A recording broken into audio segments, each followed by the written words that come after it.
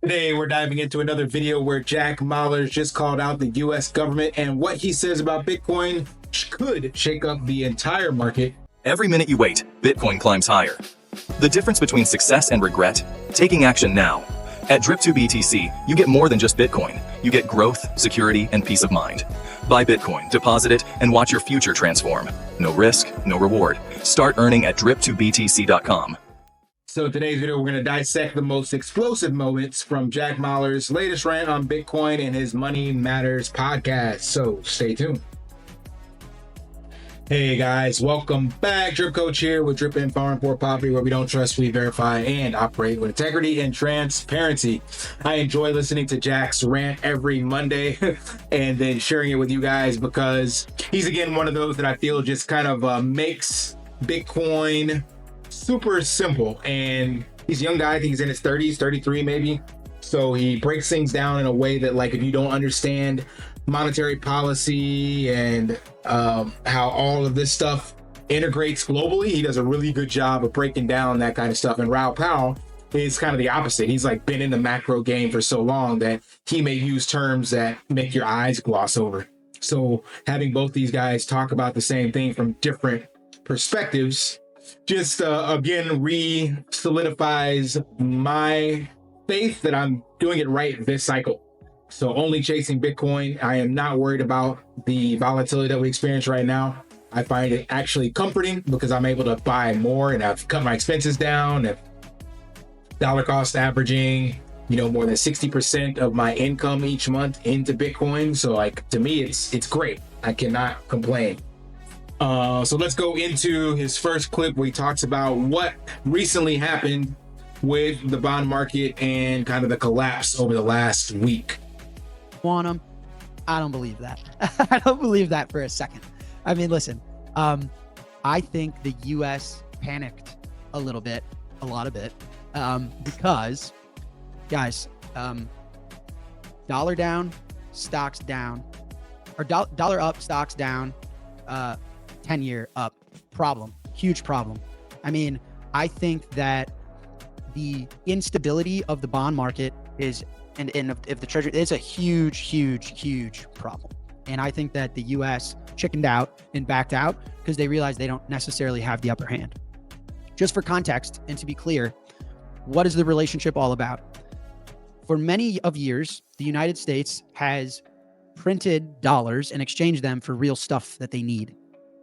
We need food, energy, we need our phones produced, we need our clothes produced, we need oil, energy, raw materials to build things. And we've imported real stuff that we need to live our lives, and we've exported dollars, which is just printed currency that we debase and can make at will. That's not a very scalable and reliable relationship for anyone. Why would you, if you were making food, if you were making oil, if you're making iPhones or Nike shoes or anything, why the hell would you accept something that another man can print out of thin air for real stuff that you can't print yourself? It was never really a sustainable thing, and the world is starting to unwind from that. The reason the US is focusing on ourselves and saying we need to start producing stuff here and we need to focus and putting ourselves first is because we cannot continue to be reliant on the world making stuff for us when we're only giving them printed pieces of paper in return. In fact, it's becoming a national security threat. Our weapons even are reliant, like the supply chain of our weapons and ability to protect ourselves is even reliant on countries that we aren't sure have our best interest and are going to protect us if we need protection or if we need weapons. I mean, you can make an argument that So that info about the bond market and how the moves being made by the administration didn't play out as expected, that kind of caught me by surprise as well. Like I even put this in my chat, like when Trump was first doing the tariffs and then kind of going tit for tat and raising, I was like, yeah, the Chinese will bend the knee. I had that video from Arthur Hayes as well, because I just assumed that the consumer, the money side was the side that had more sway. But I underestimated, one, China's resilience, and two, the fact that they've been here before. Remember, they shut the entire globe down during COVID. So you can't really kind of strategize against someone that, like communism and democracy, right? When you have complete control and say so over your country and you can do whatever you want with them, then everything else from the outside in is like, there's no way to understand that, because that means everything is on the table. Whereas quote unquote democracy, it won't do some things, or some things are off the table. There'll be political upheaval, whatever the case may be. But when your country has been run by a dictatorship and communism for decades, if not centuries, well, it's just like, well, that's just the way things are. So whatever they do, you just accept that as gospel and you don't challenge it, right? So yeah, I underestimated that for sure. And reviewing these Watch Your Guru headlines and even watching the Chinese embassy trolling the US, it's just like, yeah, they clearly are not backing down from what I can tell. China importing record amounts of Canadian oil amid trade war. We got stock market crashing because of that. Then you got the deals being made, like where the tariffs were off the table for electronics and stuff like that. What else? Trump saying there's going to be a deal with China, and then China coming back saying halting liquefied natural gas purchases. So it's like, yeah, I have no idea how much worse this will get before it gets better, and better being we just see Bitcoin and fiat terms go up. But I keep thinking that I'm just looking at this the wrong way. I think by Jeff Booth's phrase about the natural state of the free market is deflation and evaluating everything in Bitcoin. And it's like, yeah, at the end of the day, I shouldn't care what happens to fiat, because that system is going to collapse regardless.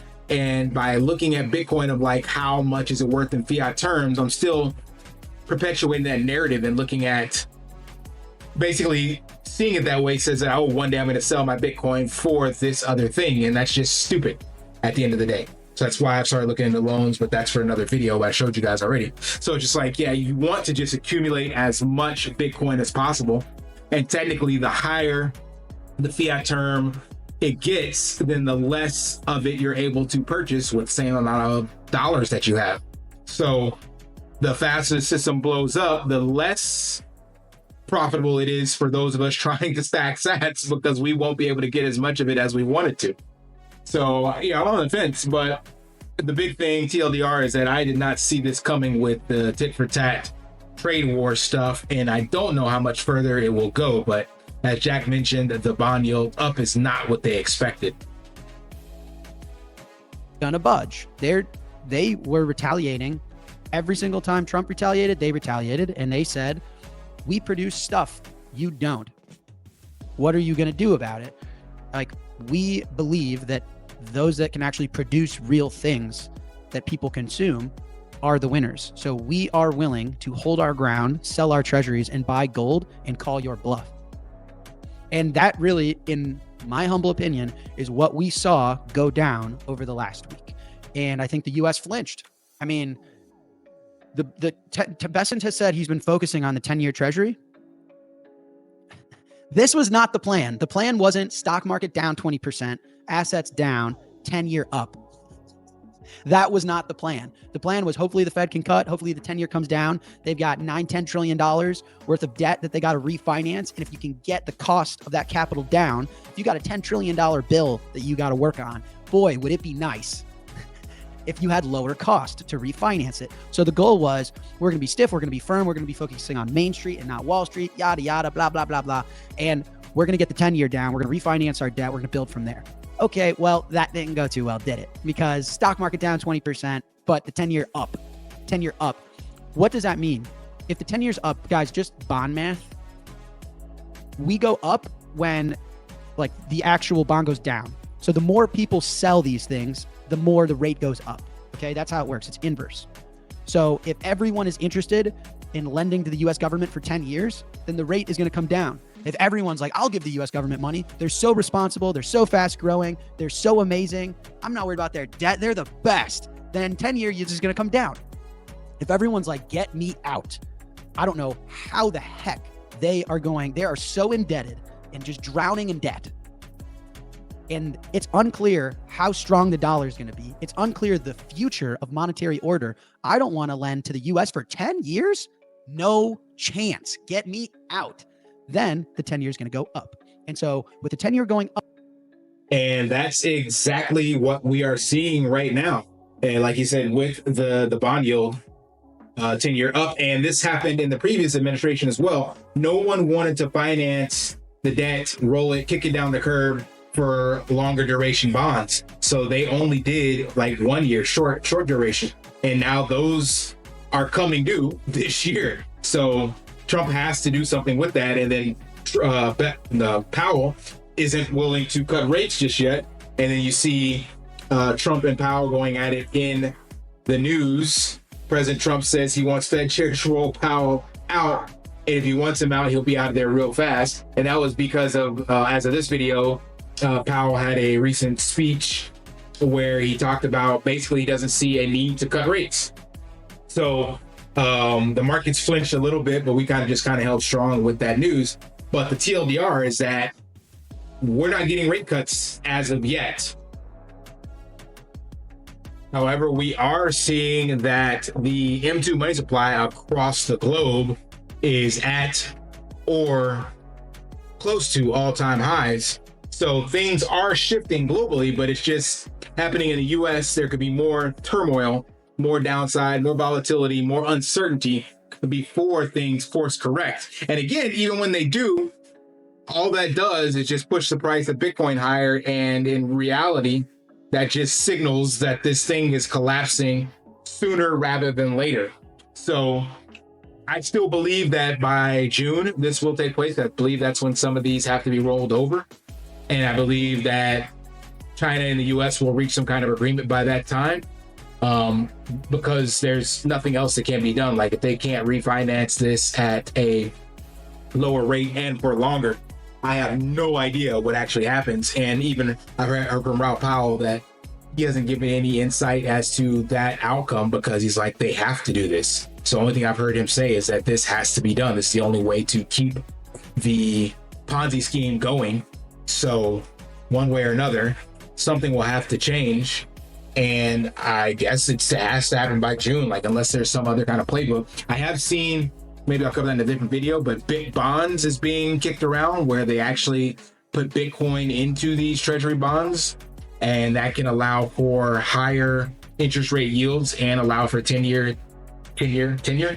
So I don't know if that'll get passed and be kind of the way out from Jerome Powell having to cut things. We'll see.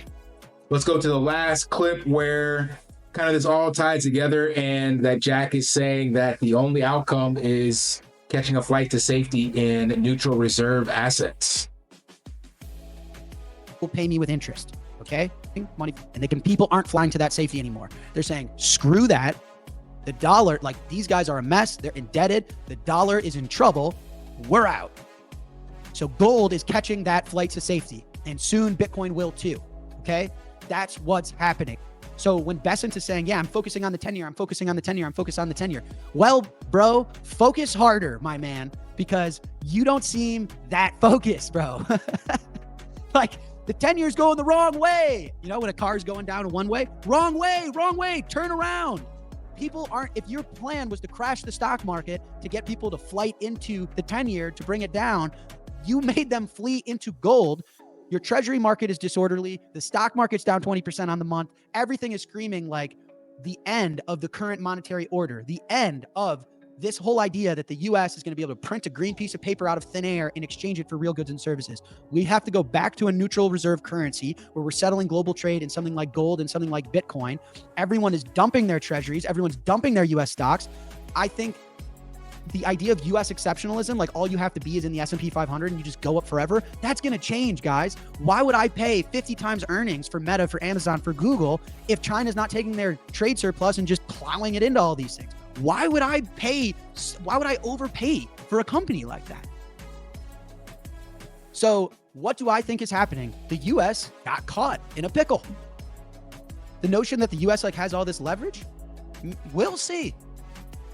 We'll see. But what I think is going to happen is neutral reserve assets are going to explode in demand. Scarce neutral reserve assets, gold, Bitcoin. Gold, we're already seeing it. Why is Bitcoin trading like beta NASDAQ? People say Bitcoin just correlated to the stock market. It's not a neutral reserve asset. Okay, but what I think has actually been happening and will happen is the stock market and Bitcoin were expressions of fiat debasement. They were correlated with fiat liquidity, okay? Meaning when governments around the world were printing money or having trade surplus, the stock market and Bitcoin got the bid, okay? Is this making sense? So the reason they were so correlated is not because Bitcoin has earnings and trades like a company. It doesn't. In fact, it's a better version of gold. They don't trade similarly, or their correlations aren't so high because they have similar properties, because they have similar value in a portfolio. They trade similarly because they are both smoke alarms for fiat liquidity, for currency debasement. But the stock market is very quickly not becoming that because... And that smoke alarm, is screaming right now. Gold continues to hit new record highs. Where is the gold chart? Here we go. So it's at a new all-time high this year, 3,300. So I think it was a little bit higher earlier today, but at all-time highs in total. And this article from Investing Haven talks about gold getting to 3,800 by 2026 and 5,155 by 2030.